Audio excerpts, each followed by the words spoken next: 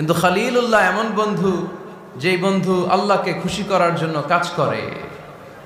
আর হাবিবুল্লাহ হচ্ছে আল্লাহর এমন বন্ধু, যেই বন্ধুকে খুশি রাখার জন্য আল্লাহ নিজেই কাজ করে। আল্লাহর হাবিব সাল্লাল্লাহু আলাইহি ওয়াসাল্লাম ছিলেন হাবিবুল্লাহ। চিল্লায় বলেন, তিনি কি ছিলেন? হাবিবুল্লাহ। এত মর্যাদা, এত সম্মান, এত স্ট্যাটাস গোটা বিশ্বের দ্বিতীয় কারো আছে? আল্লাহর হাবিব সাল্লাল্লাহু আলাইহি ওয়াসাল্লামের নুরানি চেহারার মতো চেহারা পৃথিবীর অন্য কারো আছে?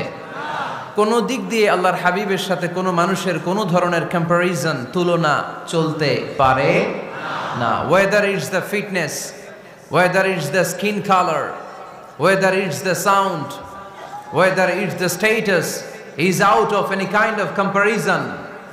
তিনি সব ধরনের তুলনার ঊর্ধ্বে।